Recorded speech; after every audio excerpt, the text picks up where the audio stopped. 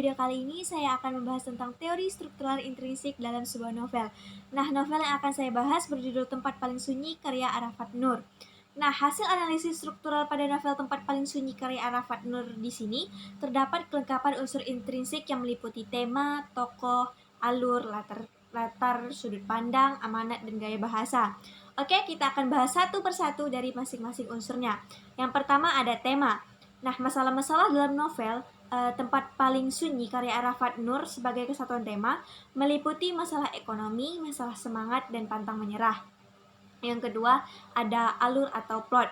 Nah, alur atau plot merupakan urutan jalan cerita novel Tempat Paling Sunyi karya Arafat Nur. Tahapan alurnya adalah tahap eksposisi, tahap klimaks, tahap rising action, tahap anti klimaks, dan tahap resolusi. Yang ketiga ada tokoh dan penokohan. Tokoh dalam novel Tempat Paling Sunyi karya Arafat Nur terbagi dua, sedangkan penokohan dianalisis dari dua cara, yaitu secara analitik dan dramatik. Oke, kita akan bahas tokoh terlebih dahulu. Tokoh yang pertama ada tokoh utama. Nah, tokoh utama ini adalah tokoh yang sering dilibatkan dalam masalah. Tokoh utama dalam novel Tempat Paling Sunyi karya Arafat Nur adalah Mustafa. Mustafa sendiri memiliki karakter yang pantang menyerah. Yang kedua ada tokoh tambahan. Tokoh tambahan sendiri merupakan tokoh yang mendukung jalannya alur cerita. Tokoh tambahan yang pertama ada Salma yang merupakan istri dari Mustafa yang memiliki karakter cerewet. Yang kedua ada Riana, istri kedua dari Mustafa yang memiliki karakter rasa kasih sayang dan perhatian. Selanjutnya ada Syarifah, Jamal, Khaidir, Akmal, dan aku.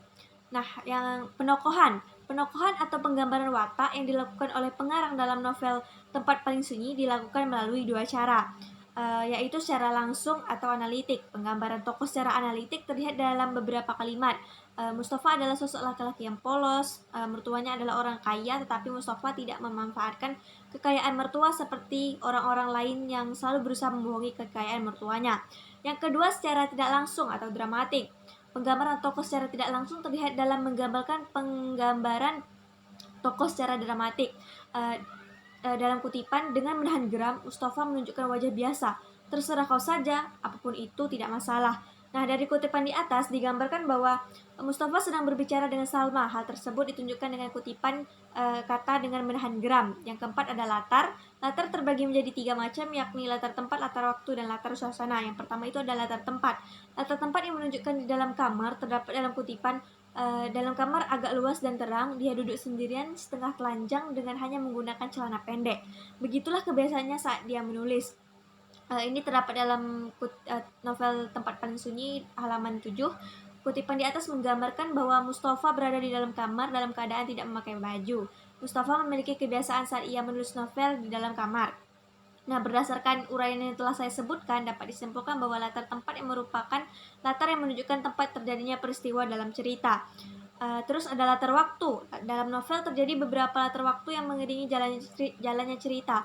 Latar waktu dalam novel Tempat Paling Sunyi terdiri dari waktu malam, pagi, siang, dan sore. Terus ada latar suasana. Latar suasana dalam novel Tempat Paling Sunyi terdiri dari suasana hening, sepi, dan sedih.